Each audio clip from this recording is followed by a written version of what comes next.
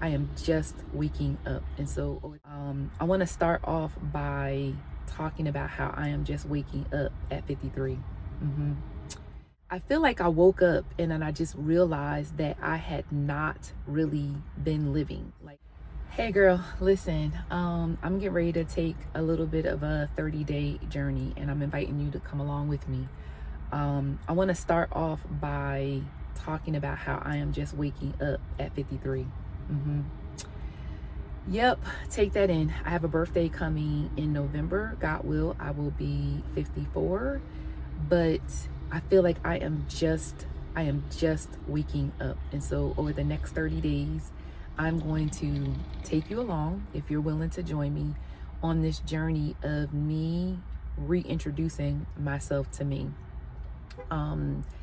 I had been checking all of the boxes and I am a rule follower, and I had a blueprint that I thought would lead to a life that I thought I wanted. And you know, secretly, there's parts of me that probably still does want it. I actually was sharing with some lady friends a couple of weeks ago where I said to them, I was like, did I stop dreaming or did my desires just actually change? And I think, you know, again, like I was checking the boxes. I was getting up in the morning and I was, you know, going to work, and I was texting my parents and my children and my close friends. And, you know, they say check in on your strong people. And as I sit back and I really think about it, yeah, even in this moment, I feel like who was checking in on me? Now, granted, I do have circles of friends and they were, but I wonder if sometimes they may have like missed the signs of how I was just existing. So the first thing that I want to share with you, as I'm sharing it with myself, again, paying my life forward in this way, it almost feels like a little bit of talk therapy, to be quite honest. I'm looking at what does it look like right now when it comes to me being responsible, and possibly how I may have been just existing and not actually living. And I think it's because I got very much into like the routine of things. Like I would wake up in the morning and I would make my bed because, honey, I need my bed to be made. I would go into the bathroom and brush my teeth and wash my face. And because I'm a woman of a certain age, I've got situations going on with my eyes. Maybe I'll tell that story another time, but I have to take drops every single day. And so I had these routines where I was waking up and doing a thing. And, you know, I've been on this health journey for a minute. And a part of that means that once I was done doing all of my routine, I would, you know, go and turn on some music that would get me kind of going. And I put my sneaks on and, you know, put my weighted vest on, and then off to the gym I would go. So I'm talking about just existing, you know what I'm saying? Because the other part of the morning also included my devotional time where, you know, I'm reading God's word. And a lot of times I wasn't really understanding, but I still felt the impression to just keep reading God's word. And I'm journal writing. Okay. So again, I've got the boxes. I'm checking the boxes. I'm being responsible.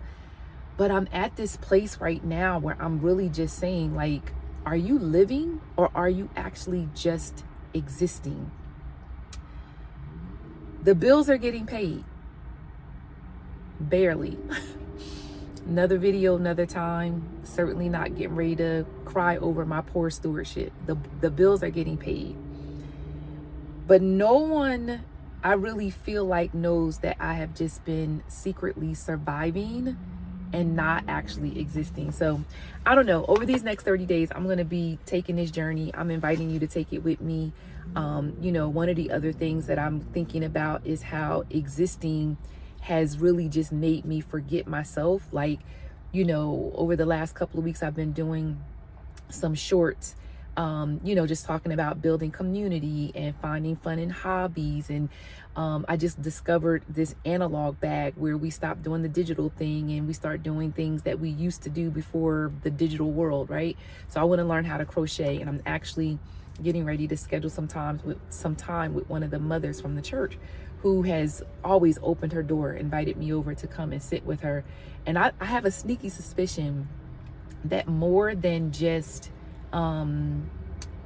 me learning how to crochet is going to take place. I really think that there is some wisdom on the other side of this friendship, because she is also a mother who has said to me, I've got more years behind me than I do in front of me. And so, I'm really believing that somewhere along the way, she's going to help me remember what makes me laugh, what brings me enjoyment, and making sure that my ladder is really leaned up against a wall that is going to matter in the end.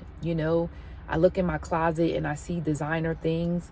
I look in my garage right now and I've got tons and tons of things that are bagged up and I'm waiting to donate to a group of women who are victims of domestic violence. And so, one of the things that I stopped and I thought about was like, I'm getting ready to donate, which brings me a lot of joy that I am willing to give this stuff up to, giving it to a charitable, beautiful cause, helping women rebuild their lives.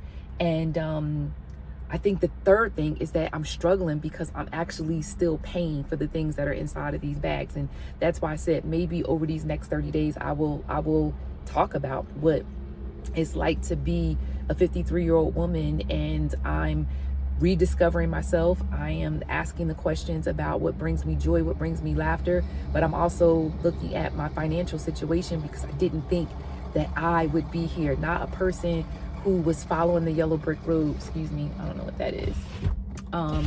Not someone who was following the yellow brick road and went to school and got the degrees and got the certificates and got great work performances. Okay, let me stay focused because I got 30 days to share all of this with you. I'm learning how to date myself, without romanticizing, but romanticizing. Not waiting for other people to be available, not waiting for my guy who I am dating. Maybe I'll talk about that at this age. Just not waiting anymore. I am connecting to a beautiful life that I so believe I deserve and is right here in front of me, and I've been missing it. Because I've been not focusing on living a life that I really enjoy and love. So the other thing that, as I'm discovering, is that I've been existing on autopilot. I realized that I wasn't necessarily making decisions. I was reacting to needs. I was reacting to emergencies. I was reacting to my children's expectations of me, which that younger one, I love him. That's my prince. The other day, he and I are on a call, and he's working, doing great, getting ready to start his junior year. Very proud of him. His sister's doing her thing, adulting. Praise be unto God. Prayer does change all things. Just wait on him. Wait on him, women, ladies, mothers, whoever comes back to watch this. But I needed to ask myself, when was the last time that I intentionally created joy instead of hoping that someone would recognize that I wasn't really living a joy-filled life? It probably looked like it to a lot of people. And this is what I said to some close friends of mine. I said, I think people think they know me, but I don't think they really know me. And so again, these next 30 days, I'm getting ready to pay my life forward, because I just think that there's one woman who is around my age, a woman over 50, and you're asking yourself this question. You're asking, like, am I living a life that's worth living? Am I living a life that is joy-filled? Am I waking up in the morning and just checking the boxes? Or am I being intentional about this one life that God has given? And so, the other thing is that existing, at least this is what I'm processing this out loud. Existing isn't God's design. That's not his design for us to just exist. In John 10:10, it says he came to give us a life and to live that life abundantly. And I'm sitting right here in the parking lot, getting ready to go into the store to just buy myself some face cleanser. Now, do I need it? I don't, but I've been wanting it. And believe it or not, those are the kind of things that actually bring me joy. Now, don't judge me because I just said I need to be a good steward of my resources. I want to be very clear. Like, I planned to do this. So what did I do? I created margin and I have it in the budget. Okay. All right. I'm going to get ready to get off of here because I don't want to go too far because I got notes in front of me because I didn't want to go too far off script, but here it is. Like I'm waking up. I'm realizing that I've been checking the boxes and I haven't really been fully living a life that exists. You know, I've always been this person who will say one day, and maybe I'll come back and even talk about that, because as a single woman dating, and I am single in the sense that I am not married, I am exclusively dating, discovering if this dating will lead to marriage. I'm dating with that intent, right?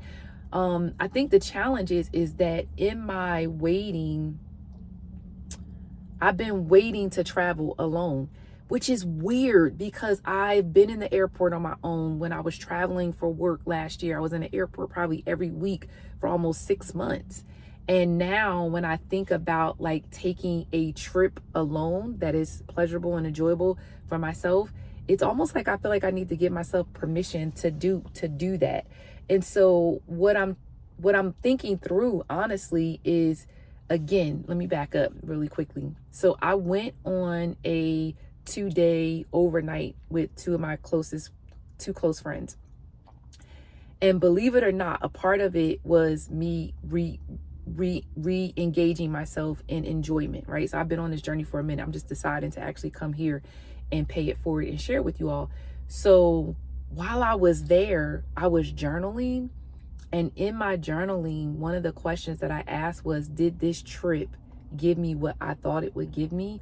And immediately the answer was no. And so now that I answered it with no, I've got to address that, because I've spent a couple $100 thinking that, oh, I'm going to re-engage in joy, and oh, had a great time. But what I discovered was it wasn't the trip. It was just me slowing down to say, hey, Shay, it's okay for you to love yourself. It's okay for you to do things that bring you joy and not always be thinking about other people. And so, you know, even in that, I will go back to a scripture that I've been meditating on, Psalms 90:12, teach me to number my days, and, you know, just honoring the life that God has given me. So anyway, I'm going to get ready to close here, but I want to invite you to join me over these next 30 days as I am walking through different phases of waking up at 53 and discovering that there is a beautiful life that is waiting for me to enjoy. And I just need to take a step. You know, my prayer has been, God, give me enough light, and give me enough light to step on. And I've been using this phrase a lot, one day at a time. And then it's taking a breath, you know? So yeah, right now, you know, I'm challenging myself to say like, hey, what does at least this week look like with me coming alive? I'm gonna do my best to give you a video every day for the next 30 days and share my journey with you out loud. I may watch the sunrise. I'm up in the area where Trader Joe's is at. I may stop and just pick up some fresh flowers for myself. My parents are always inviting me to come over. Maybe I'll talk about that another time when I went to go live with them for a minute, just to catch my breath. So I've been on this journey for a minute.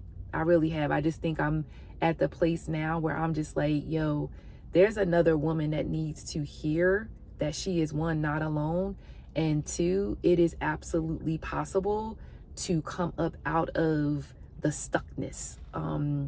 So yeah, that's all I got. I'm done. You know, I really hope that you will join me if this content in any way of me sharing, meaning me sharing, if it's touching a place in you, just put your notifications on. Stick with me for the next 30 days. Pray for me. And I will pray for you. Leave a prayer request. You know, you can even leave a comment and say, yo, sis, I identify. I am right where you are. That helps me to know that I'm not alone in this. To be quite honest, there is so much more that I want to say. And I'm seeing that this authentic way of showing up for one other woman, I get it. Jesus left the 99 for one. You know, I'm out here in these spaces for the one woman that I just know, sis, life can be so much better than what we are experiencing right now. So anyway, all right, I'm gonna go and get my treat for today, take my beautiful self back on home, and I have some other work that I'm doing. But I'm so glad that I decided to turn this camera on. I'm so glad that I decided to take this one step. This is day 1 of 30 days of, you know, Lashay, discovering discovering Lashay. This is it. All right, peace.